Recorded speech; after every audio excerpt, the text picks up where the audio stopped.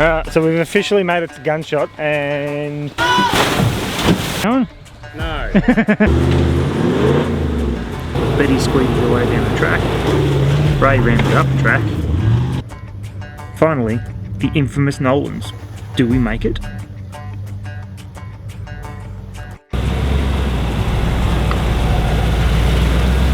So we're kicking this episode off with just leaving camp and it's just a couple of obstacles on the way out.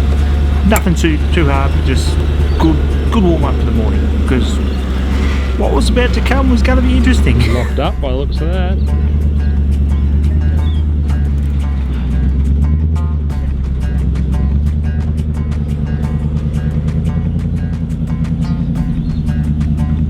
Ray was saying that he thinks my car was twin locked at that stage. It wasn't, it was just the traction control and the 62s are really good. You can see here the 200 is just as good as well. They're both full. The traction control and the car are really good.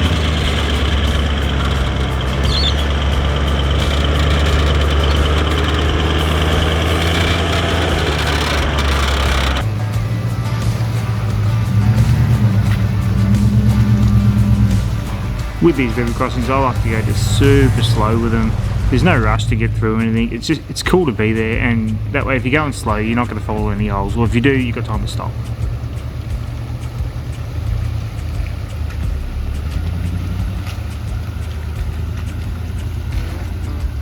Alright, so we've officially made it to Gunshot, and Dan's driving it.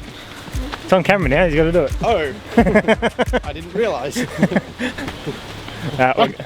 We're actually going to go have a look at the alternate lines first, because yeah, I don't really feel like trailing my car, just to see what's going on, and then we'll go have a look at the main one. Apparently some guys over there thinking about doing it, so hopefully I can get them on film. Haven't some other guys with Y62s done it recently and done damage to their car? Yeah, I'm fairly sure they did, so I'm not keen for that. Yeah, you don't want to do that. Nah. Well, this looks steep just getting down to it.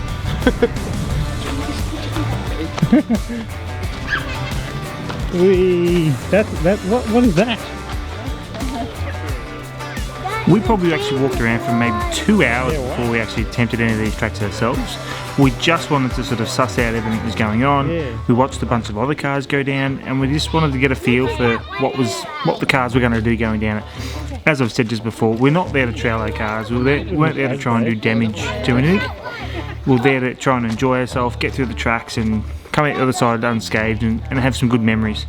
So we spent our time. Yeah. And we've got some over there as well. Look at that far left one. Yeah.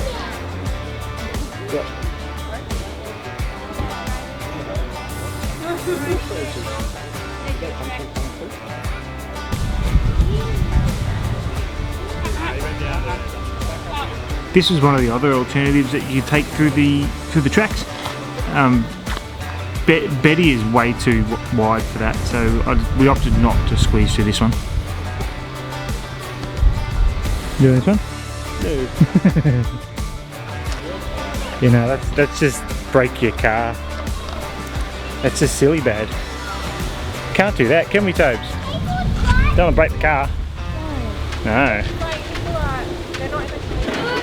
These guys lined up probably half an hour before they actually done it, but kudos to them, they sent it down. They did do a little bit of damage to the cars, but they were fine with it themselves.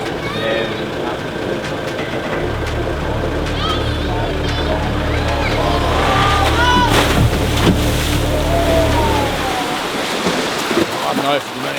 Yeah, that's me done. Eddie, get Frankie out the way. Eddie? Step back there. Get out the way.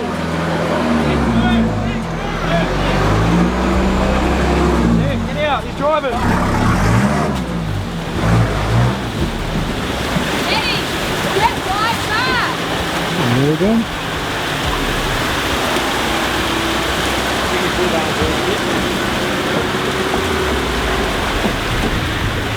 Check that airball. Someone's making fun. You going? No. No, that is a hard no for me. There's another one over here that's sloppy or sour on the bottom. Is it? It's not a very bad drop, but you'd have to walk it and see what it looks like. I'm keen for that far one through the mud. Have a look at this one over here. Yeah. These were some of the other cars we watched go through. This guy was actually towing a camper trailer, so whoa, I don't think I would like to tow anything through the Old Telly. I think it's just, I think you'd be stressing too much the whole time driving it. You wouldn't actually enjoy too much of it. But a couple of cars had campers on, and they managed to get through fine. Obviously, a quick winch up for him there.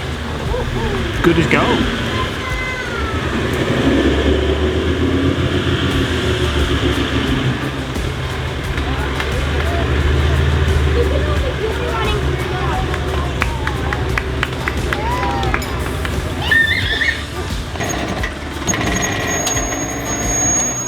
These were some of the B lines. You can see, obviously, you get some relatively normal four drives. There's nothing super exciting about them. But these are the B lines. It was still a decent challenge for these cars, and for us as well. This is what I mean by you can still go out there, have some good fun, not damage your car, and you still come away with some great memories.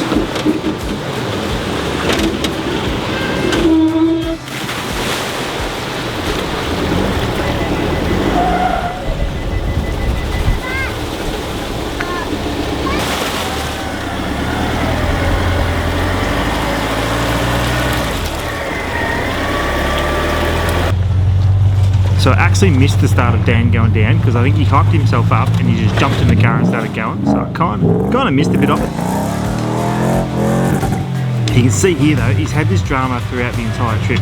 The car just randomly comes out of four-wheel drive. So he'd put it in and maybe there's the angle going down or something, but it actually came out of four-wheel drive. This happened 3 times across the trip for him. If he was in four-wheel drive, he would have drove that, no problems at all. I think once he figures it out, he's in two-wheel drive. It's too late, he's already bellowed out by this stage, so it's a quick winch to get out and good as gold.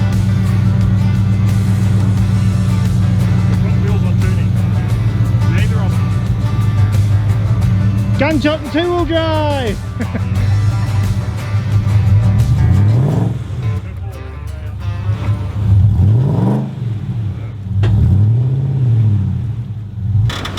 Ray's bringing the big 200 down, and that squeaking noise, whew, that'll get on your nerves, wouldn't it? Typical 200, my old one done the same thing. So we all sort of opted for this same line to go down. You can see there it's relatively tight getting down, but it's a fairly safe line. There was nothing that really could damage your car. But it gives you a pretty good representation of how steep it is. You can see there, so his rear tyre hit that bank pretty hard. We found out later on that it actually dented his rear tailgate. Just a couple different angles of the car going down just so you can get a good idea of how steep it really is. Even there, like, it doesn't look too bad on camera, but when you're driving it, it's steep.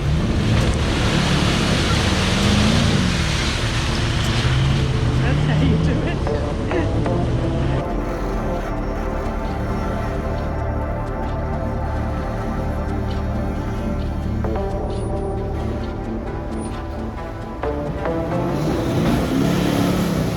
Oh, alright. Done. More than quietly shitting myself, to be honest. You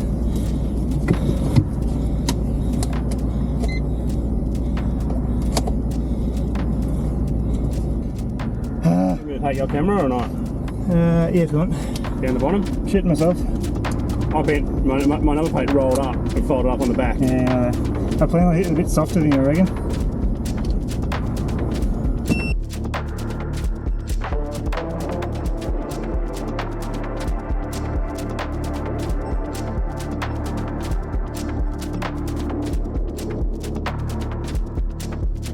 So this shot coming up here, this is on a gimbal inside the car, so it always sits level.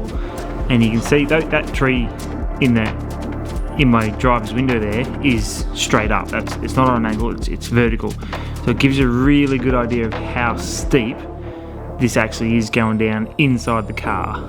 Like, even though there's very little risk or anything, it's nerve-wracking.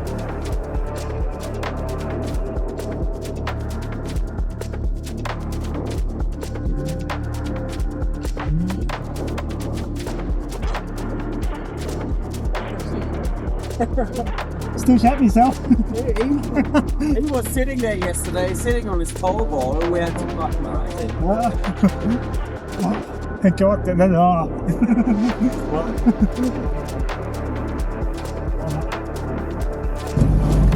That may have been a little bit narrow for your car. Why is that?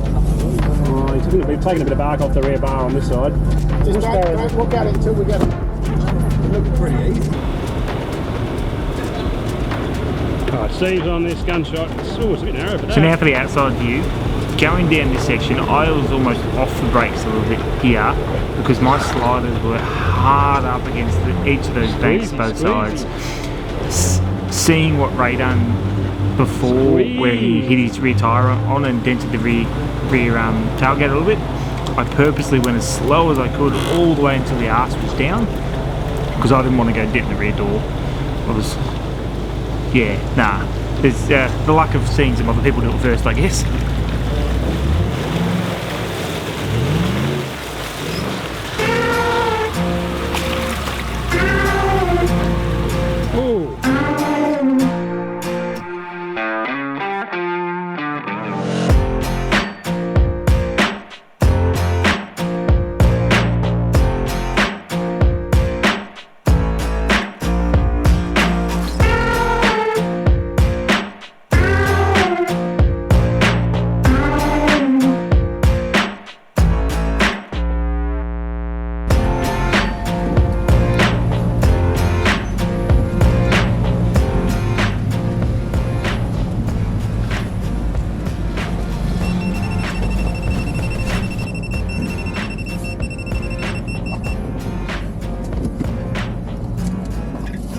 Great. Mine's just not going in full low range.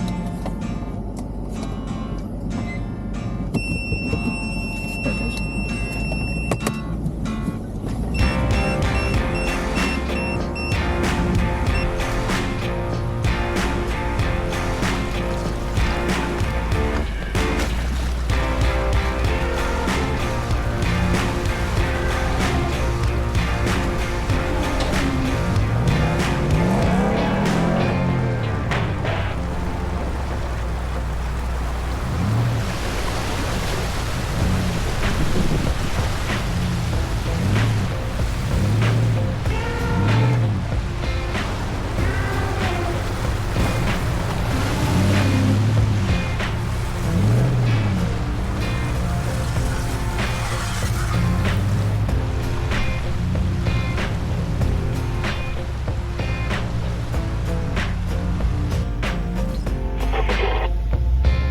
So there were two exits here. Right was relatively easy, left was just super soft sand dune thing, and yeah, it was fun.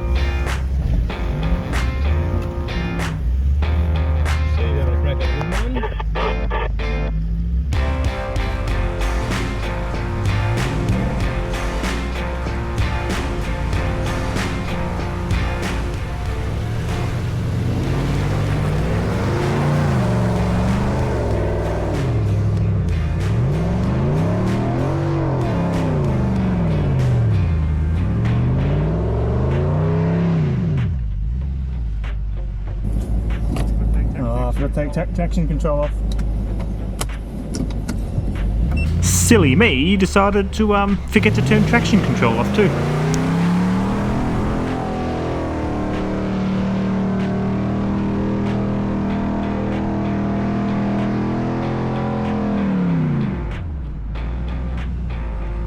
So I had a couple of goes at it here. It wasn't going to happen for me, so I just decided to go any other way.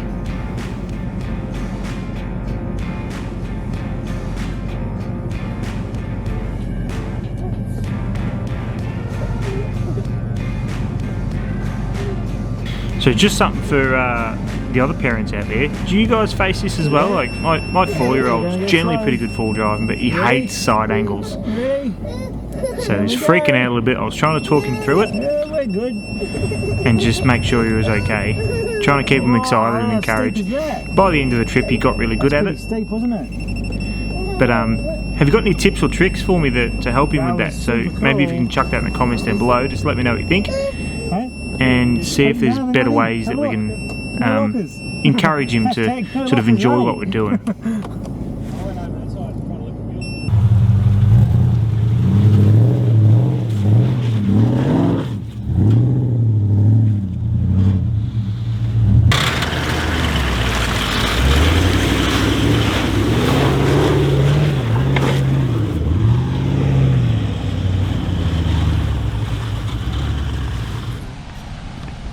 Fruitbat Falls has to be one of the most beautiful spots I think I've ever been in my entire life for a river.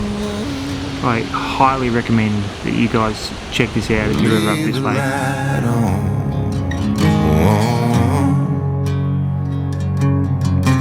Leave the light on. Just leave the light on.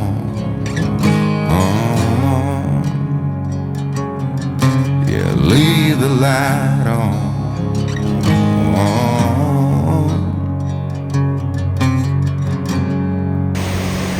If I'll ever change,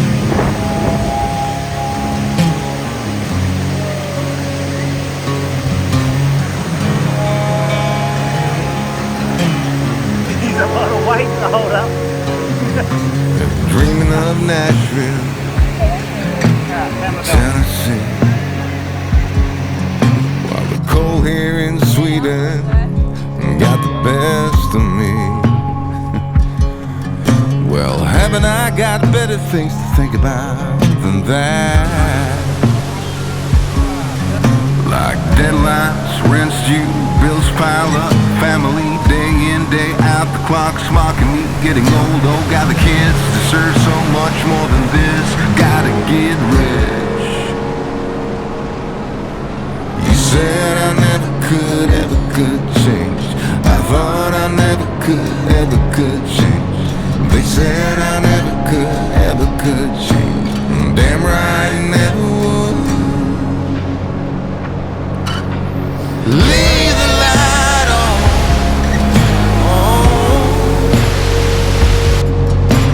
Leave the light on.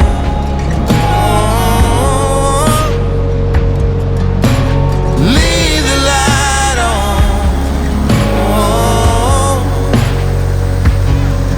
Just leave the light on.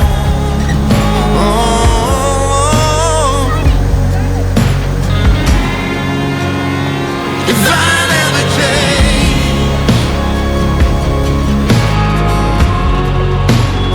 if I never change,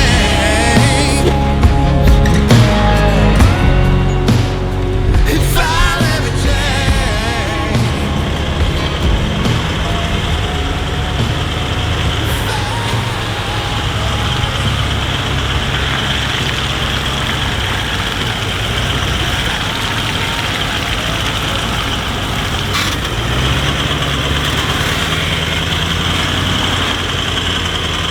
After some refreshing swims at Fruitbat Falls and Twin Falls, we're back on the tracks again, coming into Cannibal Creek for this one.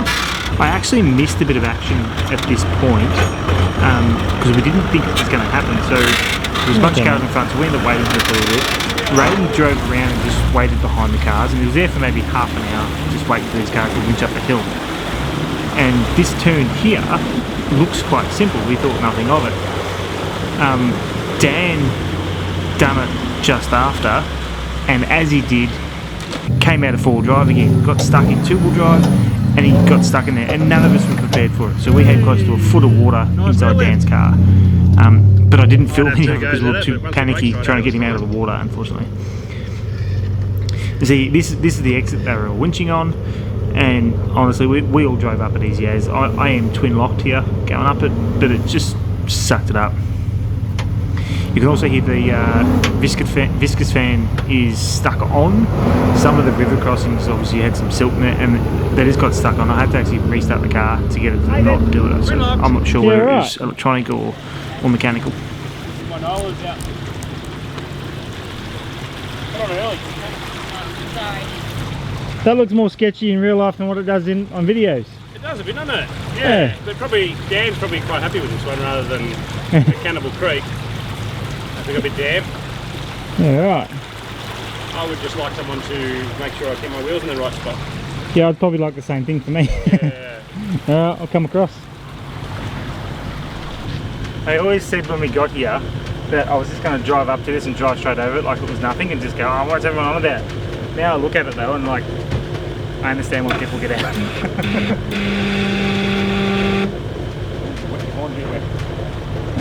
Yeah, good like that. Yeah.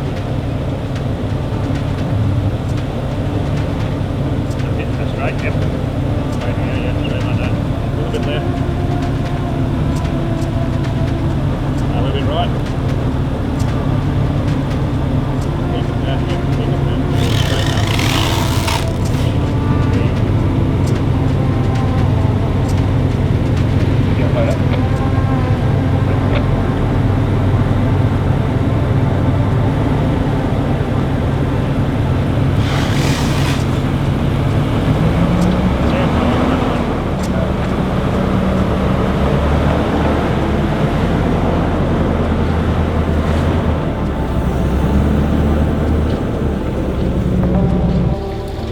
So we actually waited at this one for maybe an hour before we done it. A lot of people were saying that they were getting stuck in it and it was weird. We watched two other cars go in front of us. It looked relatively deep, but we decided to give it a crack. I'd actually already driven it to this stage, but we didn't film it. This is Logan's Creek, so it was pretty good overall. In a minute I say I don't know where we are, but it's called Logan's Creek.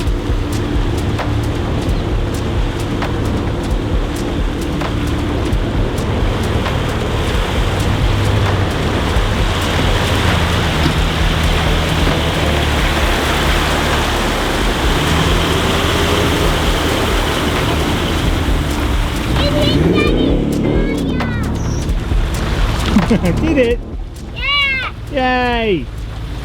So Dan's having a few electrical issues after his little bogging back at Yes, he might have got a little bit Cannibal Creek. Might have got a little bit of water in the car. Yeah, a little bit like a foot maybe.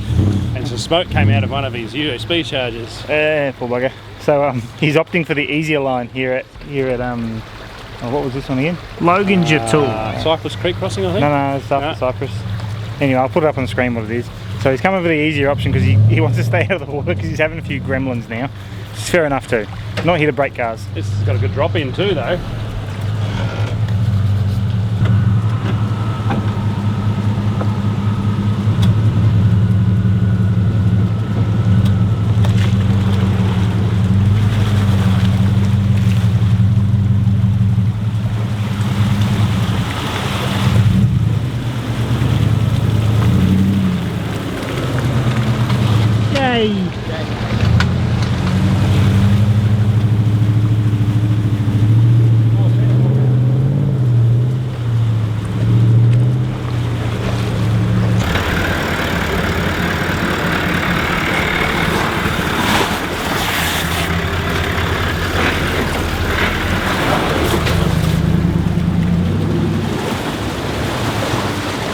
Okay, so we finally made it to Palm Creek. You see there's a hell of an audience, so we watched a couple of cars go through, and apparently I was first, so yeah, I'm into it. Alright, you smashed it out. Time to let some air out of the tyres, I think, go down to maybe 15, and give it a crack. Alright, Nolan's for Steve.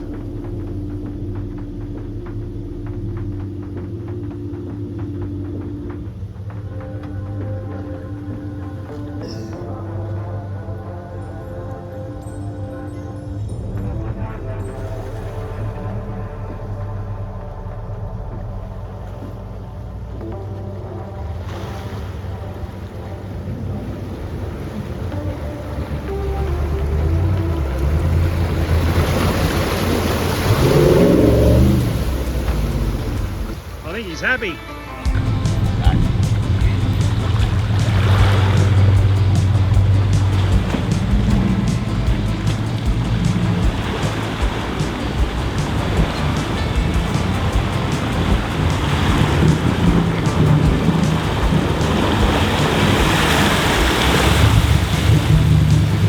Once we had one car through, everyone else felt a bit more comfortable and confident because we had someone to pull us out. Ray opted for a different line, as Ray does, because that's Ray. It was pretty cool to watch him go through. He looked really closely on the front passenger seat there. That is Mr. Toby, because, yeah, why not go on the front seat of someone else's car?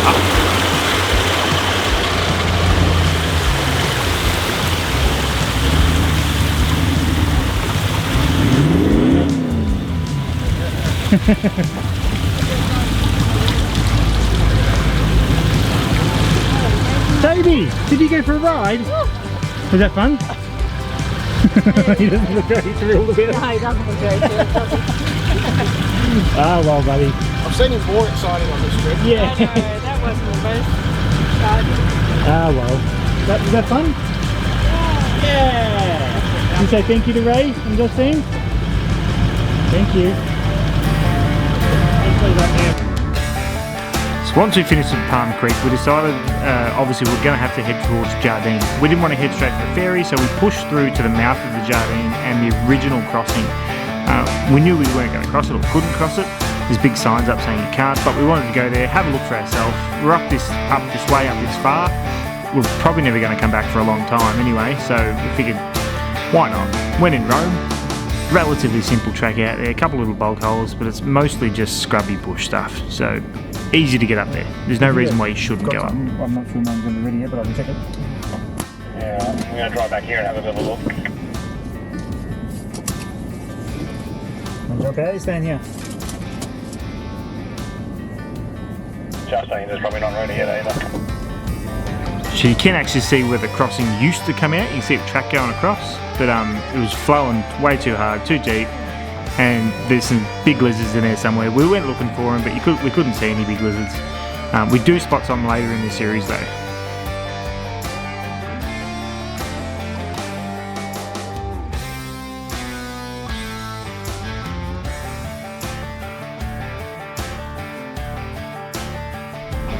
Back down the road again, up the PDR, and we're crossing the Jardine on the ferry, the most expensive 50-metre boat trip I think I've ever been on in my life. Ever since I can remember owning a four-wheel drive, I've always wanted to do Cape York and get to the very tip of Australia. It's been a massive bucket list item for me for decades now, and to do it with my 4-year-old son and with some really good friends, it really meant a lot to me, and I'm super happy the trip went out the way it did, with the people I did, and I wouldn't change a thing. I really wouldn't. Toby, you made it, mate. They say they have the answers, but no one's getting better. They say they have the answers, but it's always pay to enter. And isn't life funny? Make some money, spend it all to feel less crummy, and think that we've made it. Think that we've made it. Well, what else? Sit by ourselves, think about the hands with that. Next week on Chasing Memories, we go in search of some old plane wrecks. Toby moves along the fence. We actually skip across the Thursday Island, and then we hit the Frenchman's. Left turn down. Yep.